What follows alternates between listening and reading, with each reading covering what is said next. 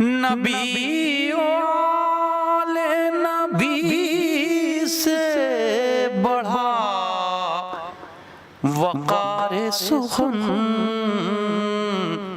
یہی سخن ہے حقیقت میں تاج دار سخن۔ السلام علیکم ورحمۃ اللہ وبرکاتہ۔ ناظرین، آپ کا میزبان سلیم امروی آپ کے درمیان ایک بار پھر ایلیویٹ ٹی وی کے ناظرین کی خدمت میں وقار سخن آپ کا پسندیدہ پروگرام لے کر حاضر ہوا ہے۔ اور ناظرین، آج کے اس وقار سخن میں بڑی اہم ترین شخصیت ہمارے ساتھ ہیں۔ پوری اردو دنیا میں آپ تعارف کے محتاج نہیں ہیں۔ آپ رسائی ادب کے حوالے سے آپ کی اتنی خدمات ہیں، پورے اردو ادب کے حوالے سے اتنی خدمات ہیں، اور پھر رسائی ادب کے حوالے سے اتنی خدمات ہیں کہ اگر اس پر ہم گفتگو کریں تو ہمیں بہت وقت چاہیے۔ ہم نے درخواست کی ہے، ڈاکٹر صاحب تو مستقل بہت مصروف رہتے ہیں، ان کے خطبات رہتے ہیں، جگہ جگہ سیمینارز رہتے ہیں اور مختلف تقریبات میں مصروف رہتے ہیں، اور یوں بھی آپ کینیڈا میں رہتے ہیں اور ہم ہندوستان میں۔ تو ہندوستان جب آپ آتے ہیں تو وہ وقت لوگ اتنا پہلے سے ہی اپنے نام لکھوا لیتے ہیں کہ فلاں یونیورسٹی فلاں ادارہ منتظر رہتے ہیں لوگ کہ آپ کا وقت مل جائے۔ تو ہم نے بھی درخواست لگائی کہ ڈاکٹر صاحب ہمیں بھی کچھ وقت چاہیے آپ سے، اور آپ ہمارے اس پروگرام میں شریک ہوں۔ تو ڈاکٹر صاحب، ہم آپ کا استقبال کرتے ہیں وقار سخن میں، آپ کا خیر مقدم کرتے ہیں کہ آپ نے اپنا قیمتی وقت دیا ہے۔ ڈاکٹر صاحب کا کام یقین جانیے ناظرین، میں اتنا کہہ سکتا ہوں کہ ڈاکٹر صاحب کے کام اتنا ہے کہ بڑے بڑے ادارے نہیں کر پا رہے اتنا کام جو آپ کی تنہا ذات نے کام کر دکھایا ہے۔ آپ کی کتابیں، ان گنت کتابیں منظر عام پر آئی ہیں، بڑی ضخیم کتابیں ہیں، اور ہر کتاب ایک بہترین تحفے کی شکل میں آپ نے دنیا کو عطا کی ہے۔ آپ کے لیے دل سے بڑی دعائیں نکلتی ہیں۔ تو ڈاکٹر صاحب، ہم یہ چاہتے ہیں کہ ذرا سا ہمارے ناظرین کو یہ بتائیں کہ جیسا کہ میں چاہتا ہوں کہ آپ کا جو ابتدائی دور گزرا ہے وہ آپ کا کہاں گزرا، اور یہ جو اردو ادب سے لگاؤ ہوا وہ کس عمر میں آپ نے، یہ کس عمر میں آپ کو احساسات ہوئے؟ بہت بہت شکریہ۔ پہلے تو میں آپ کا ممنون ہوں، شاعر شیریں بیان، اس محترم خانوادے جو رستاخیز ہیں آپ کے شاعری کے، جناب سلیم امروی صاحب۔ مسئلہ یہ ہے کہ دیکھیے، میں تو یوں تو دہلی میں پیدا ہوا، لیکن 4 سال کی عمر میں ہم جب حیدرآباد گئے تو ہماری پوری تعلیم حیدرآباد دکن میں ہوئی، وہ اسکولنگ اور اس کے علاوہ کالج، اور وہاں سے ہم 23 سال کی عمر میں باہر نکلے میڈیسن پاس کر کر۔ تو اس لحاظ سے یہ سفر تو ہماری زندگی کی علمی سفر تھا، لیکن اس کے ساتھ ہمارا ایک ادبی سفر بھی تھا، جو تقریباً 17-18 سال کی عمر سے وہاں کے جو پرچے تھے، جیسے سیاست وغیرہ میں ہم کچھ لکھا کرتے تھے آرٹیکل، جو ادبی نوعیت کا جو ہے ایک ذوق اور شوق کے تحت ہم کام کر رہے تھے۔ تو یوں سمجھیے کہ اس کے بعد ہم تھوڑا سا عرصہ ایران میں ہوتے ہوئے انگلینڈ اور امریکہ اور کینیڈا میں پہنچے۔ تو میرے پاس اس وقت جو ہے ویسٹرن ایجوکیشن میڈیکل اس کی آپ کے جو ہے کیا وہ میرے معاش کی مشغولیات تو ہیں، لیکن میرا سفر زیادہ تر جس سے میں وابستہ ہوں، میرا ذوق اور شوق وہ ادبی ہے، اور ہم اب اللہ کے فضل سے 75-76 کتابوں کے مصنف اور مؤلف ہیں۔ تو مختلف کمیٹیاں، مختلف گروپ جو ہے ہم کو سنتے رہتے ہیں۔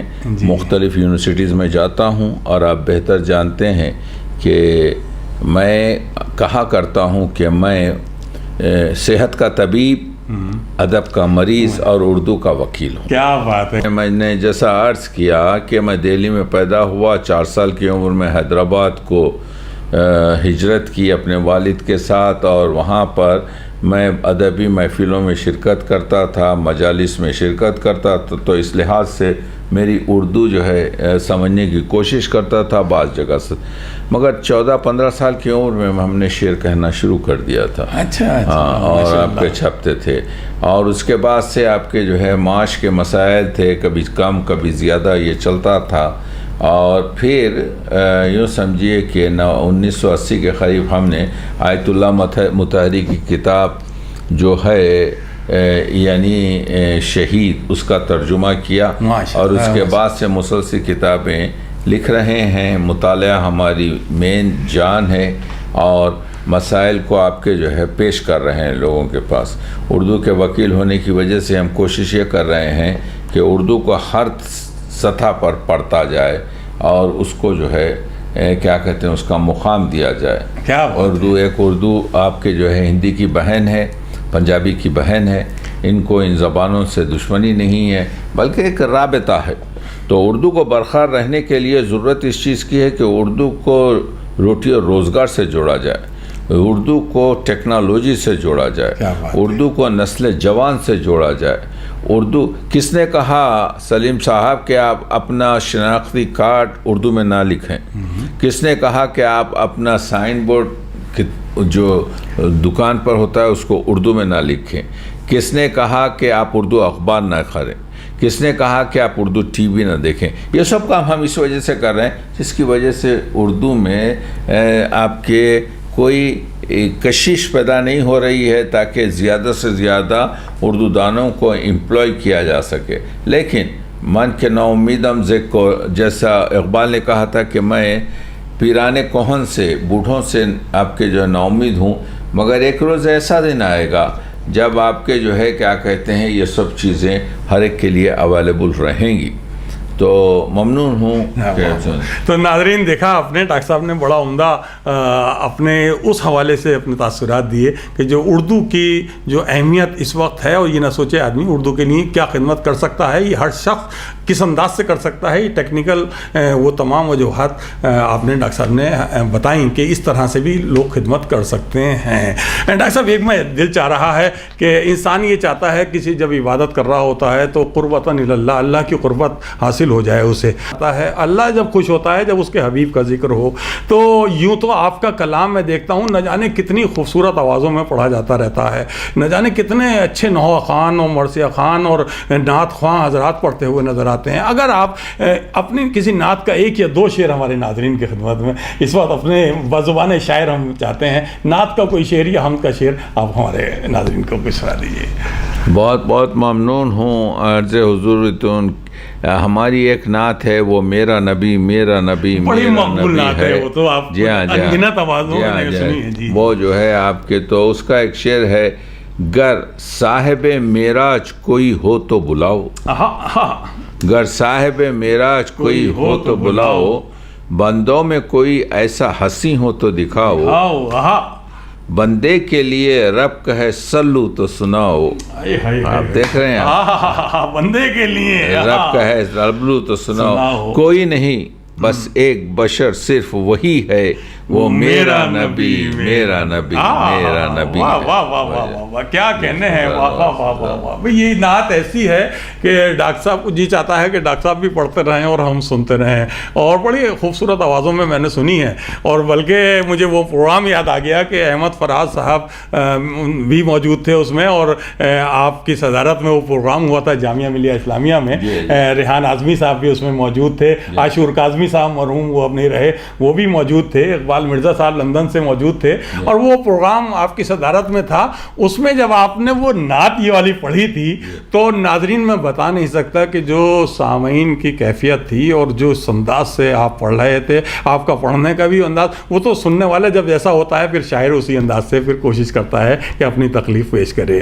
نجم افندی صاحب ہوئے، غالب کے حوالے سے انیس دبیر، یعنی یہ تمام جو اردو کے پلرز ہیں ان کے حوالے سے جو آپ کا تحقیقی کام ہے خصوصی طور سے، وہ واقعی اس کی جتنی تعریف کی جائے کم ہے، اور اس حوالے سے پوری اردو دنیا میں ڈاکٹر تقی عابدی صاحب کا کام پورا بولتا ہوا دکھائی دیتا ہے. تو ڈاکٹر صاحب یہ جو تحقیق کی حوالے سے آپ نے کام شروع کیا, یہ شوق کب سے پیدا ہوا یہ, اور جو آپ کی پہلی کتاب منظر عام پر آئی وہ اس کے بارے میں تھوڑا سا بتائیے. دیکھیے, تحقیق کا میں یوں سمجھیے کہ ایک جستجو رہتی ہے کہ یہ مضمون کہاں سے آیا, اس میں آپ کے کیا مسائل ہیں, کون سا آپ کے صحت دار مسئلہ ہے. تو تحقیق تو ہم نے بس اسی زمانے سے, جب سے ہم نے اپنی شاعری شروع کی, کیونکہ جب آپ کی تخلیق شروع ہوتی ہے تو تخلیق سے پہلے جو ہے تحقیق اور تنقید شروع ہوتی ہے. بہت اچھی بات کہی آپ نے. تو یہ تو چولی دامن کا ساتھ ہے.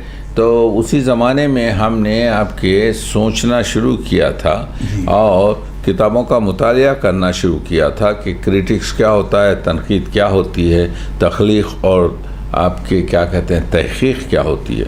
تو اس لحاظ سے کام کرتے ہوئے کچھ معاش کے مسائل جو تھے کہ درس پڑھا جائے, ایم ایس کیا جائے.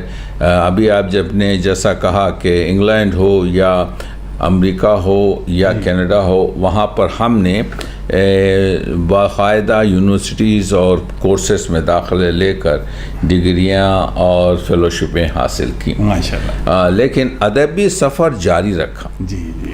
اور میں سمجھتا ہوں کہ پہلی میری 1980 میں یعنی تقریباً 45 سال پہلے پرانی جو کتاب سب سے پہلے چھپی ہے وہ شہید متحرک کی کتاب شہید کا ترجمہ تھا اردو میں, فارسی سے اردو میں. اور اس کے بعد سے اسی طریقے سے یہ کام آگے بڑھتا گیا تصانیف کے سلسلے. لیکن جہاں تک کہ آرٹیکلز اور یہ چیزوں کا لکھنے کا تعلق ہے وہ تو آپ کے جو ہے 65 سے ہم لکھتے تھے اور لکھ رہے ہیں. تو میرے کہنے کا مطلب یہ ہے کہ وہ رسائی ادب ہو یا غالب ہوں یا علامہ اقبال ہوں یا یوں سمجھیے کہ دبیر ہوں یا اردو پر ہم نے مقالات لکھے, اور مقالات کی میری 3-4 بڑی ضخیم کتابیں لوگوں کے درمیان موجود ہیں. تو ہر طریقے پر ہم نے جہاں کہیں بھی موقع ملا آج کے دور کی ضرورت کے تحت ان کو آپ کے یہ چیزیں فراہم کی. جی بڑی بات ہے. جی ہاں. اور یوں سمجھیے کہ وہ رسائی ادب پر میری کوئی 18-19 کتابیں ہیں. جی جی جی. دبیر پر میری کوئی آپ کے جو ہے 8 کتابیں ہیں. میر انیس پر 3-4 کتابیں ہیں. اسی طریقے سے فیض پر آپ کے جو ہے 3 کتابیں, اور پھر تاشق پر, اور انشاءاللہ خان انشاء پر, رموز شاعری پر, یہ سب کتابیں بکھری ہوئی ہیں. نجم آفندی پر جو آپ نے کہا کہ نجم آفندی کے جو ہے کام جو ہے ہم نے کیا, تو یہ اور یہ میرے خیال میں ہے بہت ضخیم کتابیں ہیں. جی ہاں وہ ضخیم کتاب ہے. ان کا پورا کلام کو ہم نے آپ کے جو ہے پھر بھی آپ کے جو ہے اس میں جمع کر دیا, اور اس پر جو ہے مضامین سلام ہو کے, مرثیہ ہو کے, غزل ہو کے, قصیدہ ہو, اس پر ہم نے مضامین بھی لکھے. تو اس طریقے سے یہ کام دام درہم سخن مسلسل کوشش اور جد و جہد سے جاری ہے اور انشاءاللہ جاری رہے گا. بہت عمدہ. دیکھیں ڈاکٹر صاحب اصل میں ایک بہت اچھے انسان ہونے کے ساتھ ساتھ بہت اچھے شاعر بھی ہیں, اور جب بہت اچھا شاعر کوئی ہو اور اسے شوق ہو مطالعہ کرنے کا بھی, اور وہ چاہتا ہے کہ جو لوگ اپنی یعنی بہت عمدہ شاعری کر گئے ہیں لیکن انہیں دنیا تک وہ نہیں پہنچ پایا ہے ان کا کلام, تو ڈاکٹر صاحب کی یہ بھی دیکھیں کینیڈا میں بیٹھے ہیں, اور جبکہ میڈیکل لائن میں آپ کی خدمات ہیں اپنی جگہ, وہاں اس میں اپنی کوئی کمی نہیں رہنے دیتے.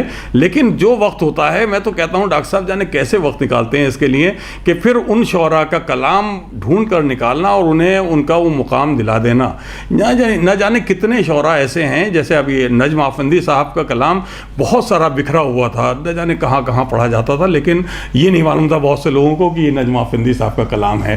تو آپ نے اس طرح سے وہ بہت ضخیم 2 جلدوں میں ان کا, اسی طرح سے اور بھی نہ جانے کتنے شعراء ہیں جن پر آپ نے کام کیا ہے. اور رسائی کلام جو مرزا اسد اللہ خان غالب کا دیوان تو بہت، غزلیات کا دیوان تو بہت شائع ہوئے، سب جگہ گئے، لیکن رسائی ادب میں جو مرزا اسد اللہ خان غالب کا اتنا کلام ہے ہم سوچ بھی نہیں سکتے تھے. لیکن جب ایک ضخیم کتاب آپ منظر عام پر لائے تو اس نے پورا ایک تہلکہ مچا دیا کہ رسائی ادب میں بھی مرزا اسد اللہ خان غالب نے. ہاں، مرزا اسد اللہ خان غالب جو ہے، غالب کا دیکھیے اردو فارسی میں 11,337 شعر ہیں جی، اور اردو میں اس وقت تقریباً وہ 19 مواخذ سے ہم نے جمع کیے ہیں، 4,600 کے قریب شعر ہیں. جی، لیکن غالب نے اردو میں تو صرف ایک 3 بند کا مرثیہ کہا اور ایک سلام کہا. جی. لیکن جہاں تک فارسی کلام کا تعلق ہے، غالب کے پاس 7-8 نوحے ہیں. غالب کے پاس ایک 251 شعر کی نعت ہے، اور غالب کے پاس 251 شعر کی نعت. جی ہاں. اور اس کے علاوہ جو ہے غالب کے پاس یوں سمجھیے کہ ابر گوہربار ایک ایسی چیز ہے جو تقریباً 1000 شعر پر. تو میں نے ایک دیوان غالب کا، دیوان نعت و منقبت غالب منتخب کیا دیوان نعت اور اس کو شائع کیا، وہ تو جس میں غالب کی غزلیں، نعتیں اور منقبت اور مراثی، اور پھر غالب کا جو میں یہ کہہ رہا ہوں جیسے علامہ اقبال کے اسرار خودی اور رموز بے خودی میں جو ان کے نعتیہ اشعار بکھرے پڑے ہیں، اسی طریقے سے ابر گوہر بار میں جو غالب کا 1100 شعر کی مکمل جو مثنوی ہے، اس میں بھی نعت اور منقبتی اشعار اور دیگر آپ کے موضوعات کے اشعار جو عقیدتی ہیں بکھرے پڑے ہیں. تو کہنے کا مطلب یہ ہے کہ دیوان نعت تو منقبت غالب جو ایک 800 صفحے کی ہماری کتاب ہے، اس میں غالب کی حمدیں، غالب کی نعتیں، غالب کے نوحے، اور غالب کی آپ کے ایک نعت ہے غالب کی جو غزل کے اس میں 9 شعر میں کہی گئی ہے کہ اس کا مقطع بڑا کمال کا ہے کہ غالب ثنائے خواجہ با یزداں گذاشتی. غالب ہم نے حضور کی جو ہے ثنا کو اللہ پہ چھوڑ دیا. کہاں ذات پاک مرتبہ دان محمد، کیونکہ وہی ایک ذات ہے جو حضور اکرم کے مرتبے کو جانتا ہے، ہم لوگ کوئی نہیں جان سکتے. تو غالب کا جو غزل کا انداز ہے، یا غالب کے پاس جو مختلف موضوعات، معراج ہو یا فلاں ہو، اس پر جو تمام اشعار ملتے ہیں، ان کو اس دیوان نعت و منقبت غالب نے ہم میں جمع کیا ہے. کیا کہنے کہ وہ عمدہ ترین آپ کے جو ہے سورس رہے غالب شناسی کا. وہ بہت لاجواب کام کیا ہے ڈاکٹر صاحب نے، وہ کر رہے ہیں. اور ڈاکٹر صاحب کے بارے میں اتنا بتاؤں کہ آپ کو کئی زبانوں پر آپ کو ایک طرح سے عبور ہے. وہ انگریزی تو ظاہر سی بات ہے، آپ میڈیکل لائن میں رہے ہو، اس وقت کینیڈا میں میڈیکل خدمات، لیکن اردو آپ کا اڑنا بچھونا، فارسی میں آپ کی پوری مہارت، اور فارسی ایران سے آپ جڑے رہے، ایران میں نہ جانے کتنا وقت گزارا آپ نے، اس کئی زبانوں پر اتنا زیادہ عبور ہونا، اور پھر شاعر ہیں فطرتی طور پہ خود بھی. تو آپ نے جو تحقیقی کام کیے ہیں، تو یہ نہیں ہے کہ صرف جمع کر لیا کہ یہ بھی مجھے لگ رہا ہے کہ غالب کا ہے، کسی نے کہا کہ غالب کا کلام ہے، یہ نہیں. آپ اس کی پوری گہرائی میں جاتے ہیں کہ یہ غالب اگر یہ شعر کہہ رہے ہیں تو یہ کس موقع پر کہہ رہے ہیں، کس دور میں گزر رہے ہیں. میں خالی یہ منقبت اور اس کے حوالے سے نہیں کہہ رہا رسائی شاعری سے، بلکہ غزلیات میں بھی کچھ عرصے پہلے یہاں پر ایوان غالب انسٹیٹیوٹ جو بہت بڑا ادارہ ہے، وہاں غالب کے حوالے سے گفتگو ہوئی، تو آپ کا خطبہ تھا بے دل کے حوالے سے، اور یہی لگ رہا تھا کہ آپ کی پوری ریسرچ بے دل پر ہی ہے، اور بہت لاجواب خطبہ آپ نے بے دل کے حوالے سے کیا. یہی غالب کے حوالے سے ہم دیکھ چکے ہیں کہ آپ نہ جانے کتنی بار اس سیمینار، انٹرنیشنل سیمینار ہوتا ہے، اس میں آپ کے صدارتی خطبے رہتے ہیں اور پھر خصوصی خطبے رہتے ہیں. اور یہاں دہلی میں تو جب آپ آتے ہیں تو پہلے سے دہلی ہی نہیں، دہلی کی تمام یونیورسٹی، جواہر لال نہرو یونیورسٹی ہو، دہلی یونیورسٹی میں ابھی آپ کا کل خطبہ تھا، اور یہ اس کے علاوہ کل آپ جا رہے ہیں علی گڑھ مسلم یونیورسٹی، وہاں آپ کا خطبہ ہے. اور حیدرآباد میں ہے، پھر لکھنؤ ہے، تو تمام یونیورسٹیاں انتظار میں رہتی ہیں کہ ہمیں کچھ موقع ملے کہ ڈاکٹر صاحب انڈیا تشریف لائیں اور ہمارے یہ پروگرام، تو یہ سال بھر وہ انویٹیشن بھیجتے رہتے ہیں آپ کو کینیڈا. تو اسی طرح سے پھر ترتیب دیتے ہیں ڈاکٹر صاحب کہ میں انڈیا کا دورہ کروں گا تو پھر میں یہ فلاں جگہ یونیورسٹیز میں فلاں موضوعات پر، وہ سب انٹرنیٹ پر یہ طے ہو جاتا ہے کہ کن کن موضوعات پر آپ کو گفتگو کرنی ہے. لیکن بہت بڑی بات ہے کہ جس شخصیت پر بھی آپ بولتے ہیں اتنا اس کے اوپر مطالعہ اور اتنی گہرائی کے ساتھ آپ اس پہ ریسرچ کرتے ہیں. اور اس ریسرچ کیسے کرتے ہیں ناظرین معاف کیجیے گا، میں ڈاکٹر صاحب کے بارے میں اتنا اور بتاتا چلوں کہ ڈاکٹر صاحب کے گھر کی اپنی پرائیویٹ جو لائبریری ہے جو کینیڈا میں ہے، وہاں جو بھی گیا ہے، میں ابھی ایک صاحب اور بتا رہے تھے جو وہ آپ کے ہاں گئے تھے کہ بھائی ایسی لائبریری میں نے دنیا میں کہیں نہیں دیکھی، نہ جانے کتنی بڑی بڑی سینٹرل لائبریری ہو، سب جگہ گیا ہوں، لیکن جو ذخیرہ آپ کے ہاں جو آپ کی لائبریری میں جو موجود ہے، جو وہ ایسا قیمتی کتابیں موجود ہیں، اور آپ کا ریسرچ کا کام رات دن رہتا ہے. میں تو کہتا ہوں ڈاکٹر صاحب آپ سونے کے لیے وقت کیسے نکالتے ہیں اور بچوں کے لیے کیسے وقت نکالتے ہیں جو آپ کا یہ سلسلہ مسلسل کام میں رہتا ہے، یہ ذرا سا ہمارے ناظرین کو بتائیں. دیکھیے اصل میں یہ ذوق اور شوق ہے، یہ آپ کا ایک اضطراب ہے، وہ تحقیق ہو یا وہ تنقید ہو یا تخلیق ہو. تو مجھے یہ تو دوسری چیز یہ ہے کہ ہم اگر کسی پلان کے تحت اگر کسی موضوع کو اوڑھنا بچھونا بنا دیں تو وقت کی کمی نہیں ہوتی، وقت ضائع نہیں ہوتا. تو میں نے پوری کوشش یہ کی ہے کہ ایک موضوع لے لیتا ہوں، اس موضوع پر ہی آپ کے سوچ وچار کرتا ہوں، اسی کو آپ کے اوڑھنا بچھونا بناتا ہوں. تو جب لکھنے بیٹھتا ہوں تو ایسا معلوم ہوتا ہے کہ خیالات بس لائن اپنے سب بنا کر آتے جا رہے ہیں.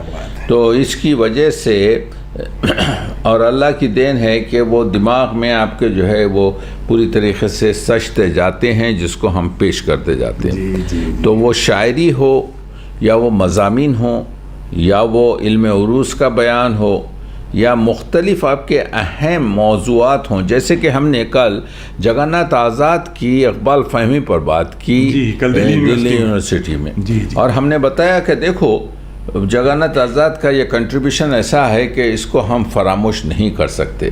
جو انہوں نے خاص نکات پر اقبال کے اگر وہ مطالب پیش نہیں کرتے تو ہمارے لیے مشکلات ہوتی اقبال شناسی میں. تو بڑے آدمی کی عادت یہی ہوتی ہے کہ وہ مستند حوالوں سے تحقیق کر کر آپ کے جو ہے مسئلے کو پیش کرے. ہمارے پاس جیسا میں نے بتایا کہ ہم نے میر انیس کے ایک مرثیے میں نزدیک 2200 یعنی صنائع روزمرہ اور محاسن بیان اور یوں سمجھیے کہ لفظی اور معنوی جو حسن ہے ان سب کو پیش کرنے کی کوشش کی ہے. تو زبان آپ کے جو ہے تاکہ سمجھنے والا سمجھ جائے کہ یہ کس لیول پر آپ کے جو ہے تحقیق اور تنقید ہو رہی ہے. اور آج جو ہے نظری تنقید یا سائنٹیفک تنقید کی بڑی ضرورت ہے کہ کسی ایک شہپار کو کسی ایک شاہکار نظم یا ایک شاہکار آپ کے غزل یا دیوان کو کس طریقے سے تمام جمالیاتی تنقید جو ہے، ساختیاتی تنقید جو ہے، تاثیراتی تنقید جو ہے، نفسیاتی تنقید جو ہے، کلاسیکل اور نیو آپ کے جو ہے کلاسیکل تنقید جو ہے، اور روزمرہ اور فصاحت اور بلاغت کے ساتھ پیش کی جائے تو پڑھنے والے کو اس کا احساس ہوتا ہے، اور وہی جو ہے شعر فہمی اور شعر گوئی ہے. کیا کہنے ہیں. دیکھا ناظرین ڈاکٹر صاحب نے کتنے خوبصورت انداز سے بتایا کہ یہ اچھا ہوتا بھی یہی ہے کہ اگر واقعی شوق اور دلچسپی اتنی ہی ہے تو اس میں آدمی کو اتنا کام کرنے میں کوئی اسے تھکان بھی محسوس نہیں ہوتی. یہی کہنے کا مقصد ہے ڈاکٹر صاحب کا کہ پھر تو جو بھی آدمی جب آنکھ کھلی سو رہے ہیں تو سوتے میں بھی خواب میں بھی اسی جو بھی موضوع ہے جس پر کام کر رہے ہیں وہی خواب نظر آتے ہیں، اور پھر اٹھتے ہیں تو پھر اوڑھنا بچھونا جیسے کہا ڈاکٹر صاحب نے کہ جب بنا لیتے لیتے ہیں تو کوئی کام، یعنی کوئی بھی چیپٹر اگر آپ نے سوچ لیا کہ جگناتھ آزاد پہ گفتگو کرنی ہے تو ان کی سیرت اور ان کے حوالے سے اتنا مطالعہ کیا کہ پھر وہ کوئی ایسا پریشانی نہیں ہوتی، اور وہ پھر علم بولتا ہوا نظر آتا ہے۔ میرا ایک شعر ہے کہ اس سے پہلے کہ کچھ لکھا جائے، اکثر اس سے پہلے کہ کچھ لکھا جائے پہلے تھوڑا سا پڑھ لیا جائے۔ تو یہ تو میں نے سیل ممتنع میں ان چھوٹے بھائی بہنوں کو سمجھانے کے لیے شعر کہہ دیا، کیونکہ تھوڑا سا لکھنے کے لیے بھی پہلے تھوڑا سا پڑھنے کی ضرورت ہے۔ لیکن جب ڈاکٹر صاحب نے اتنی کتابیں لکھی ہیں، اتنا کچھ لکھا ہے، اتنی ضخیم کتابیں، تو اس کے لیے کتنا پڑھا ہوگا یہ تصور کیجئے۔ اور ایسا نہیں ہے کہ جب آدمی اتنا کام کرتا ہے تو پروردگار سب دیکھ رہا ہے، وہ دیکھتا ہے کہ جب اتنے شوق اور اتنے لگن کے ساتھ کوئی اتنی کام کر رہا ہے تو اس کو دنیا میں بھی اعزازات ملتے ہیں۔ ہم دیکھتے ہیں کہ ڈاکٹر تقی عابدی صاحب کو پوری دنیا میں، اردو دنیا میں جگہ جگہ اعزازات ملتے ہیں، ایوارڈ ملتے ہیں۔ ہندوستان میں بھی نہ جانے کتنی یونیورسٹیز میں آپ کو ایوارڈ دیے گئے۔ اردو ایک تہذیب ہے 500-600 سال کی جو ہم سے بنی ہوئی ہے، تو آپ لوگ جو خدمت کر رہے ہیں اردو کی، وہ عبادت کے طور پر ہے۔ اور یہ چیز کہ آپ نے ابھی ذکر کیا چارلز تھرڈ آپ کے کورونیشن ایوارڈ کا، تو یہ ایوارڈ جو ہے کیا کہتے ہیں جو ہم کو دیا گیا، وہ کینیڈا میں آپ کے جو ہے بیسیکلی اردو کی جو خدمات ہیں اس پر دیا گیا۔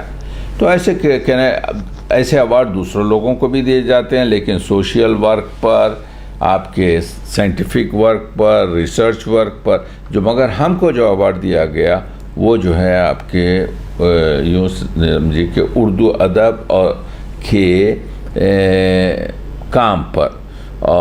تو آج کل اردو 70 ملکوں میں پڑھی جا رہی ہے، اور اردو کے ہر جگہ یا ٹی وی یا ریڈیو، کیونکہ اردو ہمارے گھر کی زبان ہے اور ہمارے لیے کوئی اور چارہ نہیں ہے کہ بغیر اردو کے ہم زندہ رہیں۔ تو اس لحاظ سے آپ بھی قابل مبارکباد ہیں جناب سلیم امروہی صاحب کہ آپ نہ صرف خوب شیرین شعر کہتے ہیں، بلکہ آپ اردو کی خدمت میں یعنی شبان و روز مصروف مجھے نظر آتے ہیں۔ ڈاکٹر صاحب شکریہ بہت بہت۔ دیکھیے ناظرین، جیسا کہ ڈاکٹر صاحب نے کہا کہ تقریباً 72 کنٹریز میں جیسا ذکر کیا کہ اردو بولنے والے بہت ہیں، بہت بڑا حلقہ ہے جو، لیکن رسم الخط کی ذرا سا دقت ہے، کچھ لوگ نہیں لکھ پاتے اور پڑھ نہیں پاتے، لیکن ہاں بولنا اور پسند سب کرتے ہیں۔ اردو زبان میں ایسی مٹھاس ہے ہی۔ اور رہی بات ابھی ڈاکٹر صاحب نے اس خاکسار سلیم امروہی کی شاعری کے حوالے سے جو 2 جملے کہے ہیں، بلکہ میں تو احسان مند ہوں ڈاکٹر صاحب کا کہ ڈاکٹر صاحب جب میرا تیسرا شعری مجموعہ ذکر مصطفیٰ آیا تھا تو ڈاکٹر صاحب نے اتنا قیمتی وقت اپنے مجھے دیا تھا کہ مجھے وہ ایک مضمون جو اپنی خوبصورت دعاؤں کے ذریعے مجھے حوصلہ بڑھاتا ہوا، مجھے وہ نظم، وہ آپ کا مضمون، میں یہ کہنا چاہ رہا ہوں، اس کا ذکر میں نے اس لیے کیا کہ دیکھیے اساتذہ جو گزرے ہیں اور جو کلاسیکل شعراء گزرے ہیں، ان پر کام اپنی جگہ ہے ڈاکٹر صاحب کا، ان کے حوالے سے مستقل کتابیں آ رہی ہیں، وہ اپنی جگہ ہے۔ لیکن جو آج کے دور میں اگر کوئی شاعری کر رہا ہے یا کچھ ایسا لگتا ہے ڈاکٹر صاحب کو کہ ہاں یہ کچھ اردو ادب میں کچھ دکھائی دے رہا ہے، کچھ کوشش کر رہا ہے خدمت کرنے کی، تو اسے بھی ڈاکٹر صاحب چاہتے ہیں کہ اس کو بھی حوصلہ بڑھایا جائے۔ اور یہ مثال تو اس کی میں سامنے بیٹھا ہوں، لیکن میں دیکھتا ہوں یہی نہیں، ہندوستان ہی نہیں بلکہ بر صغیر میں، دنیا بھر میں ڈاکٹر صاحب کا یہ سلسلہ رہتا ہے۔ میری نظروں کے سامنے سے جب کچھ کتابیں ایسی گزرتی ہیں جو اس دور کے شعراء ہیں اور ان پر جب ڈاکٹر صاحب کا مقدمہ ہوتا ہے، اور تو مجھے بڑا اچھا لگتا ہے کہ ڈاکٹر صاحب اس کے لیے بھی وقت اتنا نکال لیتے ہیں۔ لیکن ایک سوال میرے ذہن میں آ رہا ہے ڈاکٹر صاحب، اگر آپ مجھے تھوڑا سا وقت اور دے دیں، اور وہ بڑا اہم سوال ہے، اور اس کے لیے میں بہت عرصے سے سوچ رہا تھا کہ کب مجھے موقع ملے کہ میں ڈاکٹر صاحب کے ساتھ کچھ لمحے گزاروں اور ڈاکٹر صاحب سے یہ پوچھوں کہ تھوڑا سا ہماری ینگ جنریشن دیکھ رہی ہے، انہیں بتا دیجئے کہ اردو ادب آپ کے نظروں کے سامنے پورا ادب ہے، اس میں رسائی ادب کا کیا رول رہا ہے اور رسائی ادب کس حد تک نظر آتا ہے اور اس کے آگے بھی اس کا کیا اثر دکھائی دیتا ہے؟ بہت عمدہ سوال آپ نے کیا ہے جناب سلیم امروہی صاحب۔ مسئلہ یہ ہے کہ اردو کی مستقل صنف جو ہے مرثیہ ہے۔ مرثیہ ہمارے پاس تقریباً 7,000 مرثیہ اس وقت مطبوعہ اور غیر مطبوعہ کنڈیشن میں موجود ہیں، اور مرثیہ تقریباً اردو شاعری کا 25 سے 28% تک ہوتا ہے۔ مرثیہ اخلاق سازی کی کتاب ہے، صحیفہ ہے، اس میں خوش عہدی ہے، خوش کرداری ہے، خوش اخلاقی ہے، اور اس میں آپ کے عزم اور عزت نفس سے زندگی گزارنے کا مسئلہ ہے. جو بینیات جو چیزیں ہیں جس پہ اشک گزر جاتے ہیں نکل جاتے ہیں وہ 8 سے 10% ہوتا ہے. لفظ بھی چست ہو مضمون بھی عالی ہووے مرثیہ درد کی باتوں سے نہ خالی ہووے. وہ مرثیہ جس کے لیے ضمیر نے کہا تھا کہ 10 میں کہوں 100 میں کہوں یہ درد ہے میرا, جو بھی کہے اس طرز میں شاگرد ہے میرا. وہی جو مرثیہ جو میر تقی میر نے کہا تھا جس میں اس دور کے چارچوب کے حالات بند ہیں. تو مرثیہ ایک ایسا صحیفہ ہے جو اردو ادب کی ترقی کا ضامن ہے. مرثیے سے منہ موڑنے سے زبان ترقی نہیں کرے گی. مرثیہ نعت کا اہم جز ہے.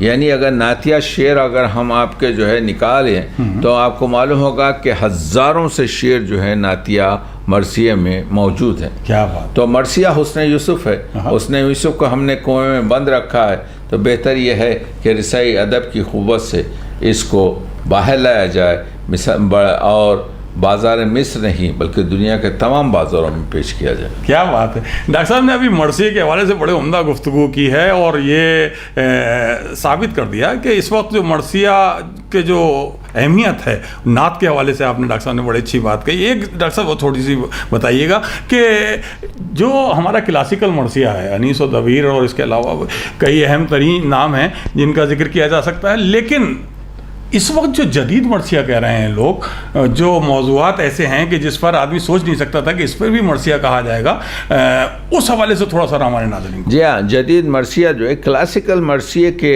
آپ کے آسمان پہ جب دبیر چاند بن کر اور انیس سورج بن کے چمکے تو اب کوئی جگہ نہیں تھی تاروں کے چمکنے کی. تو اس وقت جو ہے جدید مرثیہ نگاروں نے کچھ نکات حاصل کیے کہ اس وقت جو ہے وہ گھوڑا اور تلوار تو ہماری زندگی سے نکل چکا ہے, تو کیا چیزیں گھوڑے اور تلوار کو جائیں گی. گھوڑا رہ سکتا ہے لیکن مضمون بدل جائے گا. جیسے وہ کہتے ہیں کہ جو ہے یہ گھوڑا جو ہے ذوالجناح یہ تو عالی مقام ہے, اس کے سموں پہ آپ کے جو ہے ننھے سکینہ کے ہاتھ کے نشان موجود ہیں.